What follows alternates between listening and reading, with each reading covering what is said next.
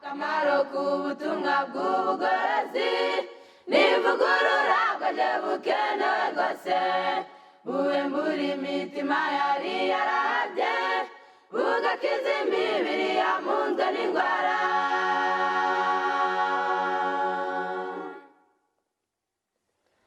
Akamaro k'ubutumwa bw'ubugorozi n'ivugurura bwaje bukenewe rwose ivugurura iyo rigeze mu mutima riga ibyaha byari byibasiye umuntu ubwo imibereho igahinduka misha hashingwa umushinga wo kunezeza abandi.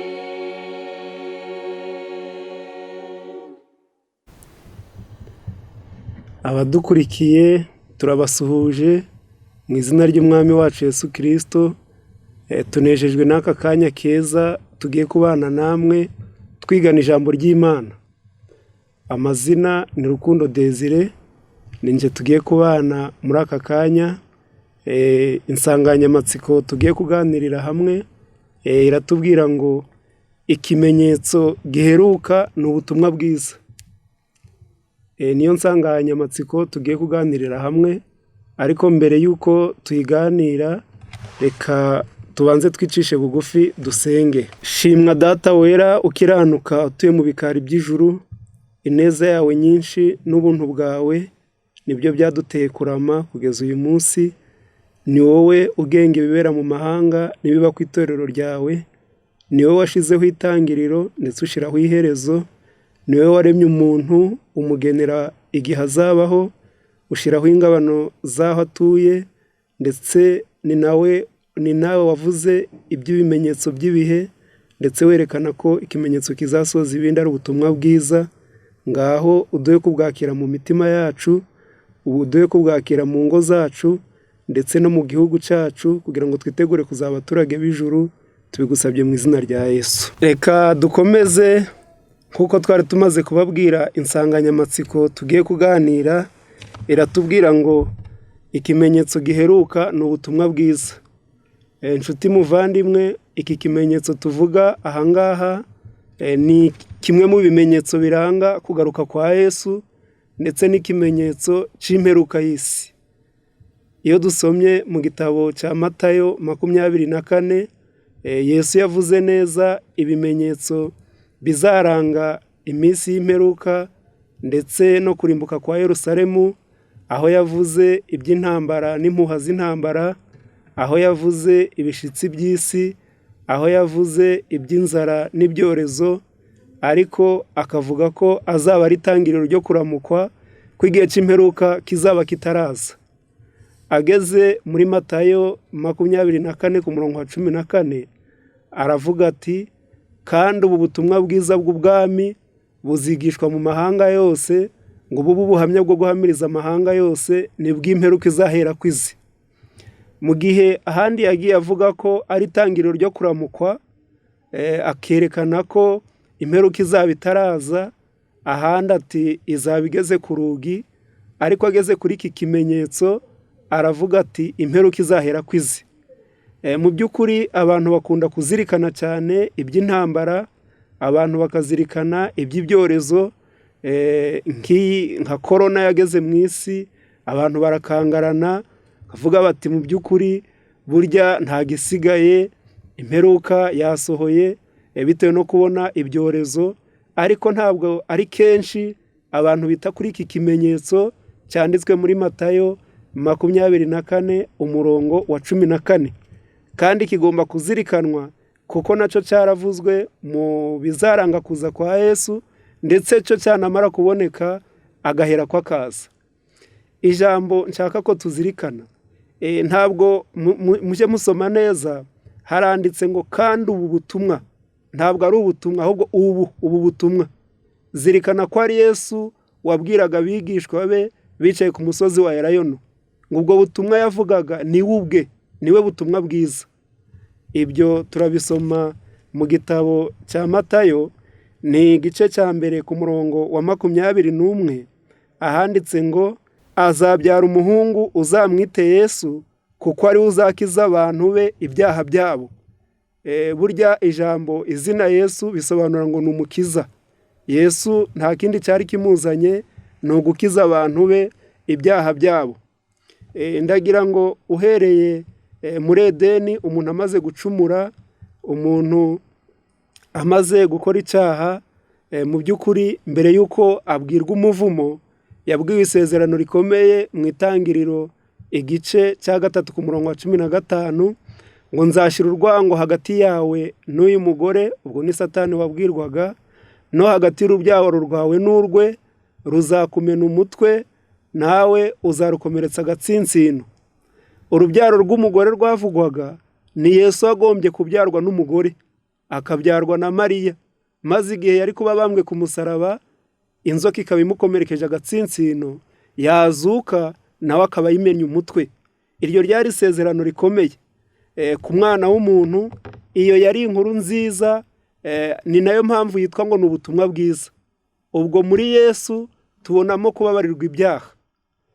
Mu by'ukuri ubwo yazaga ku isi yambaye umubiri, umurimo munini yakoze ni uko yavuze ko afite ububasha bwo kubabarira abantu ibyaha byabo. Na n'uyu munsi arabufite, niwe utubabarira ibyo twacumuye byose. Ariko Yesu ntatanga imbabazi gusa, ahubwo ni nawe ufite umuti, ni nawe mutuvura ibyaha. Yesu ni umukiza, Yesu ni umutangabugingo, atubabarira ibyo twakoze, ariko anafite ubushobozi bwo kuduha kamere nshya, tukabasha kuva mu byaha, byaba ibyo twavukanye, ibyo twagiye twandurira mu mirire, ibyo twagiye twanduzwa n'urubyiruko, ibyo twagiye twanduzwa n'urungano, ibyo twagiye twanduzwa n'igihe, ibyo twagiye twanduzwa n'akarere. Ibyo byose Yesu afite ubushobozi butubabarira, ariko akaduha na kamere nshya, kuko byanditswe muri Yohana igice cya 1 ku murongo wa 12, ngo icyakora bamwemeye bose bakizera izina rye, yabahaye ubushobozi bwo kuba abana b'Imana. Si n'ibyo gusa, ahubwo Yesu mwiza aduha n'ibyiringiro by'ubugingo buhoraho. Niyo mpamvu yavuze ngo umuntu wese wakira uwo mwana aba afite ubugingo buhoraho muri we, muri Yohana igice cya 6 ku murongo wa 35. Rero Yesu niwe nkuru nziza ku batuye isi, kuko icyaha niyo yari inkuru mbi kuri mwene muntu. Icyaha na n'uyu munsi iyo dusomye mu gitabo cy'imigani, ni igice cya 14 ku murongo wa 34, haratubwira ngo gukiranuka gushyira ubwoko hejuru, ariko ibyaha bikoza isoni amoko yose. Icyaha ntabwo kigira ubwoko, icyaha ntabwo kigira idini, icyaha ntabwo kizi ibara ry'uruhu, ahubwo ukoze icyaha wese kiramwonona. Icyaha gikoza isoni amoko yose. Nanone gukiranuka kugashyira ubwoko hejuru.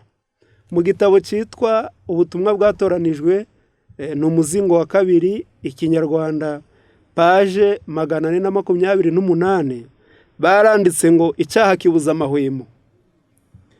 Igihe cyose icyaha cyimakajwe, haba mu mutima w'umuntu, mu muryango, ndetse no mu itorero, haba umuvurungano, gutandukana, urwango, kurarikira, kubera ko umwanzi w'abantu n'Imana aba afite imbaraga igenga intekerezo. Umwanzi w'Imana n'abantu ni icyaha. Iyo wacimitse muri wowe, icyaha kibuza amahoro, kandi iyo wamaze kubura amahoro urarwara. Icyaha niyo ntandaro y'indwara, haba ku muntu ku giti cye. Iyo icyaha kimitswe mu muryango, gitera urugo umuvurungano, kigatera abantu kutumvikana, abantu bakabana ariko ntibamarana irungu, abantu bakabana ntibamarana imbeho, abantu bakabana ntibagire icyo bimarira, igihugu kikabana gito. Mwibuke ko abakuru niho bavuze ngo hari ubuhoro, ngo n'uruhu rw'imbaragasa rwisasira batatu. Burya biba bigaragaza ko hari ubwumvikane. Aho icyaha kiri rero, ubuhoro burahava, hakaza amahane. Niyo mpamvu abemera kucimika, haba muri bo ubwabo, biratubwira mu gitabo cya Yesaya, ni igice cya 57 ku murongo wa 21, ngo nta mahoro y'abanyabyaha, ni ku Uwiteka Imana yanjye ivuga. ntabwo ushobora kugira amahoro haba mu muryango ndetse kimwe no mu itorero, ni ukuvuga ngo no mu gihugu aho icyaha cimitswe ntihashobora kuboneka amahoro. Niyo mpamvu umugambi w'ubutumwa bwiza ari cyo kimenyetso giheruka, ni ukurandura icyaha. Icyaha se cyo ni iki? Urwa mbere rwa Yohana 3 kuri uyu murongo wa 4 haranditse ngo umuntu wese ukora icyaha aba agomye, kandi icyaha nibwo bugome. Hepfo baranditse ngo cyangwa yishe amategeko, kuko icyaha ari ukwica amategeko. Icyaha ni ukwica amategeko. Niyo mpamvu ubutumwa bwiza bwongera kwerereza amategeko. Aho ni mu Byahishuwe igice cya 14 ku murongo wa 12 ahanditse ngo aho niho kwihangana kw'abera kuri, bitondera amategeko y'Imana bakagira kwizera nk'ukwa Yesu. Amategeko 10 y'Imana agomba kwererezwa haba mu mutima, nk'uko Yesu yayabumbiye mu mategeko 2, ko dukwiriye gukundisha Imana umutima wose n'ubwenge bwose n'imbaraga zose, ndetse ugakunda na mugenzi wawe nk'uko wikunda.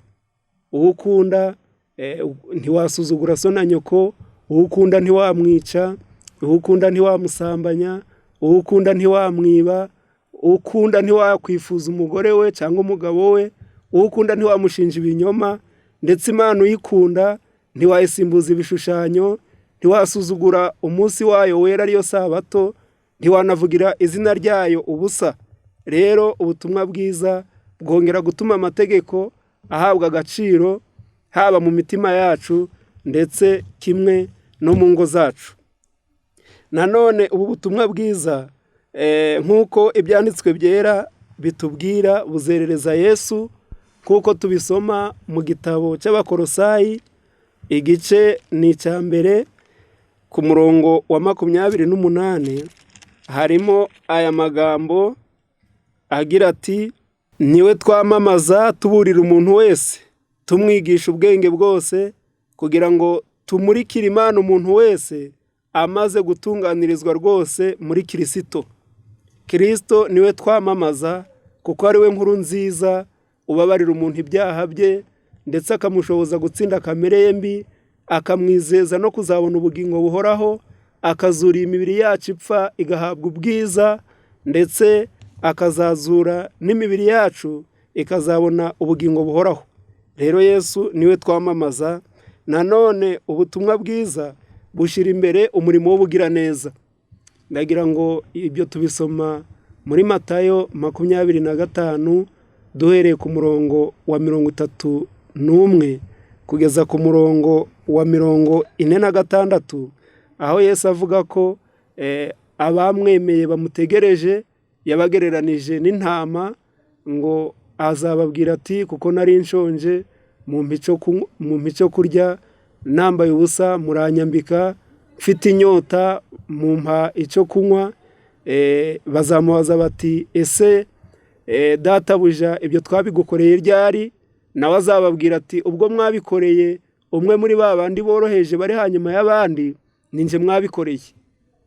Rero ubutumwa bwiza bwongera gutuma abantu bagira ubugwaneza, kandi atari ukwita ku nshuti no kuri bene wabo gusa, ahubwo ku bantu bose bakeneye ubufasha kuri bo, ari bo Yesu avuze ngo boroheje bari hanyuma y'abandi. Ndagira ngo nanone ubutumwa bwiza bwongera gutunganya imiryango. Niwe Eliya wa 3 uvugwa mu gitabo cya Maraki 3 umurongo wa 5, ngo dore nzaboherereza umuhanuzi Eliya umunsi ukomeye w'Uwiteka utaragera, uwo niwe uzasanganya imitima y'abana n'iy'abase, kugira ngo ntazaza kurimbuza isi umuvumo. Ndagira ngo iri jambo gusanganya ni ukongera kugarura imitima y'abana ikagarukira ababyeyi, iy'ababyeyi ikagarukira abana, hakongera kubaho guhuza. Iyo ubu butumwa bwiza bwageze mu muryango, bukagera ku mugabo, bukagera ku mugore, bukagera ku bana, bahinduka ijuru rito. Iwabo hahinduka ijuru rito. Umugabo akamenyera gushakira abe umunezero, akabakenura mu by'umwuka ndetse no mu by'umubiri. Ntiyigira kiryana, ntabacura, ntabayoboza igitugu. Ngo umugabo mwiza ahinduka isoko y'umunezero iwe, akaba umutware w'umuryango, akaba umutambyi w'urugo rwe, umujyanama usumba abandi, ndetse akaba n'inshuti magara y'abamukomokaho.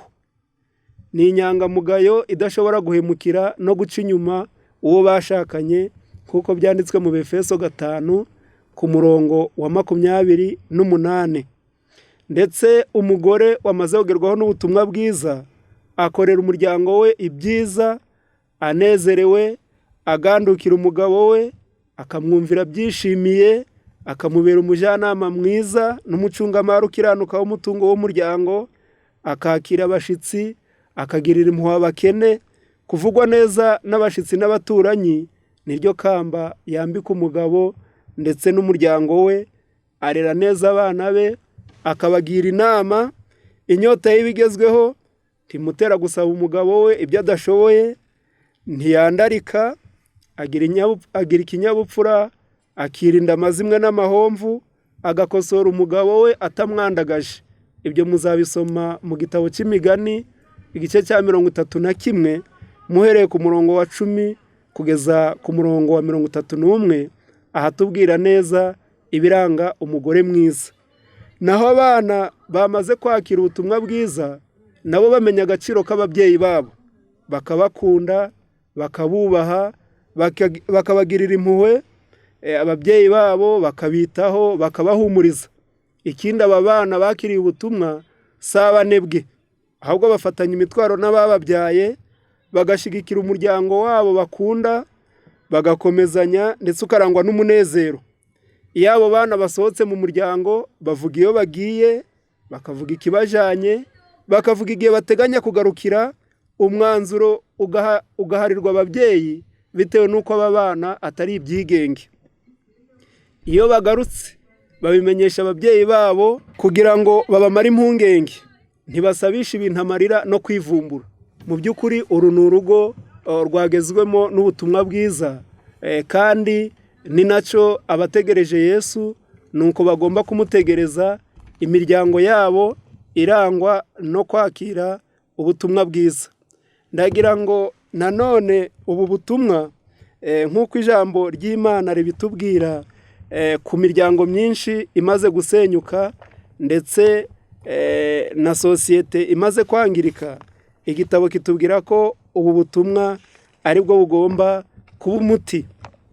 Aho ni mu gitabo cyitwa Ibihamya, umuzingo wa 2, paje 425, barandika ngo une grande œuvre qui consiste à placer devant les hommes la vérité salvatrice de l'évangile doit être accomplie. Umurimo ukomeye wo gushira imbere y'abantu ubutumwa bw'ukuri gukiza k'ubutumwa bwiza ugomba gusohozwa. C'est le moyen établi par Dieu pour résister à la corruption morale qui envahit le monde. Ubu butumwa nibwo buryo Imana yashizeho bwo kurwanya cyangwa se gukumira kononekara ko mu bwenge kumaze kuba rusange mu isi. Mu miryango hamaze kubaho kononekara, ariko ubutumwa bwiza nibwo bushobora gukumira uwo muvumba, bugatuma umugabo yongera kuba ingirakamaro, umugore akaba ingirakamaro, abana bakaba ingirakamaro, abaturage bakaba abaturage beza, abategetsi bakaba biringirwa. Ubutumwa bwiza nibwo buryo Imana yateguye bushobora gukumira uwo muvumba w'ikibi. C'est sa façon de restaurer son image morale dans l'homme. Nibwo buryo bwo kugarura ishusho y'Imana mu muntu. C'est son remède à la désorganisation universelle. Niwo muti wo gukiza akajagari kamaze kuba rusange. L'œuvre, c'est la puissance qui rapproche et unit les hommes. Niyo mbaraga ishobora kwegeranya abantu ndetse no kubagira umwe. Mu muryango ahamaze kuba amacakubiri, aho abantu badahuza kimwe no mu itorero no mu gihugu, ubutumwa bwiza niyo mbaraga ishobora kubahuza. L'œuvre qui consiste à proclamer la vérité au monde et celle du message du troisième ange. Umurimo wo kwamamaza ubutumwa ku isi ni wa wundi ushingiye ku butumwa bwa marayika wa gatatu. Le Seigneur se propose de faire de la proclamation de ce message l'œuvre la plus élevée et la plus grandiose qui soit au monde à l'époque actuelle. Nyagasani yateganije ko iyamamazwa ry'ubu butumwa ari ugomba kuba umurimo uruta iyindi kandi ukomeye mu isi muri iki gihe cya none. Rero ndagira ngo iki gihe turimo ubwo ubutumwa bwiza bwamamazwa ndetse mu gitabo cy'ibyahishuwe 3:14 niyo nama y'umugabo wo guhamya ukiranuka, abayemera bakakira amategeko y'Imana no kwizera Yesu baba babonye izahabu ari rwo rukundo, baba babonye umwenda wera ari wo gukiranuka kwa Kristo, ndetse babonye umuti wo gusiga ku maso ari wo mwuka wera. Ndetse mu byahishuwe 7:2 niwe marayika uva iburasirazuba ushyira ikimenyetso mu ruhanga rw'imbata z'Imana. Ntabwo ari kashe, ahubwo ni iyo mico igenda iremwa isa n'iy'ab'ijuru. Ab'ijuru nta bandi twabonye keretse Yesu waje yambaye umubiri akabana natwe. Rero iyo tugira imico isa nawe tuba tugenda dushyirwaho icyo kimenyetso. Ubu butumwa niwe marayika wundi uvugwa mu byahishuwe 18:1 ariwe marayika wamanutse afite ubutware bukomeye. Ndagira ngo uyu marayika ubutware bwe ni ijambo ry'Imana, nibwo butware bwe nuko bwerereza ijambo ry'Imana kuko riri. Nanone ubu butumwa niryo buye ryavuzwe na Daniyeli mu gice cya 2 ku murongo wa 45 ryamenaguye igishushanyo, aribwo bwami bwari bwarabanje mu gihe cya Nebukadinezari, ndetse bugakurikirwa n'Abamedi n'Abaperesi, hagakurikiraho Abagiriki n'Abaroma. Ubwami nabwo bwiswe ubwami ni ubwami bwagereranijwe n'ibuye, kandi iyo bavuga ibuye bwa mbere riba rigereranya amategeko. Ubwo ni mu Kuva 31 ku murongo wa 18 amategeko yari yanditse ku bisate 2 by'amabuye. Nanone baba bavuga Kristo. Urwa kabiri rwa Petero 2:5 niwe buye ryanzwe n'abubatsi ariko rihinduka irikomeza imfuruka. Rero ririya buye ryakuze, ubusanzwe namwe muzi ko ibuye ridakura, ariko Nebukadineza kubona rikura rikarangiza isi yose, byanze bikunze ni ubutumwa bwiza bugomba gukura bukabwirwa amahanga yose. Rero nshuti muvandimwe, ndagira ngo nawe urararikirwa kwakira ubutumwa bwiza, cyane ko mu gitabo cy'ibihamya ndangirijeho umuzingo wa 2 page 435 ariho nsoreje, haragira hati: Il n'y a pas d'œuvre plus grandiose, plus sacrée et plus glorieuse, pas d'œuvre que Dieu honorait autant que l'œuvre d'évangélisation. Nta wundi murimo ukomeye, umurimo wera cyane, umurimo w'ubwiza cyane, umurimo Imana yubaha nk'umurimo w'ibwirizabutumwa. Le message qui est proclamé aux hommes aujourd'hui est le dernier message de la miséricorde divine à un monde déchu. Ubutumwa buri kubwirizwa abantu muri iyi minsi nibwo butumwa buheruka bw'imbabazi z'ijuru kuri isi yaguye. Ceux qui ont le privilège d'entendre sa proclamation et qui refusent obstinément d'y prêter attention rejettent leur dernière chance du salut. Abafite amahirwe yo kumva iyamamazwa ryabwo ariko bakanga kubutegera amatwi, baba batakaje amahirwe yabo y'agakiza aheruka. Il n'y aura pas un second temps de grâce. Ntabwo hazabaho ikindi gihe cy'imbabazi.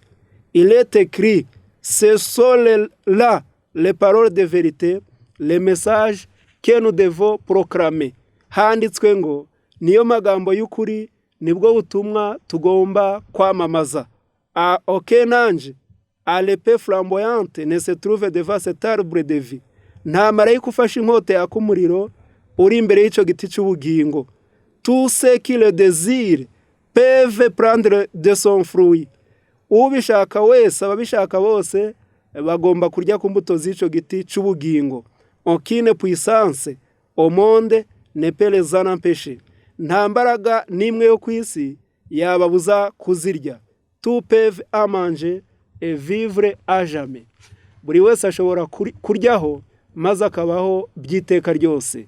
Imana idufashe kuri uyu munsi, muri aya masaha, ubwo ubutumwa bwiza aricyo kimenyetso giheruka, nawe uyu munsi urabwumvise, nubwongera kwerereza amategeko y'Imana, nubwongera kwerereza Yesu, kuko ari we mukiza wacu utubabarira ibyaha, akaduha gukiranuka, akaduha imibereho yera.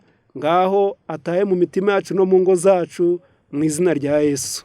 Akamaro k'ubutumwa bw'ubugorozi n'ivugurura bwaje bukenewe rwose, buwembura imitima yari yarabye, bugakiza imibiri yamunzwe n'indwara.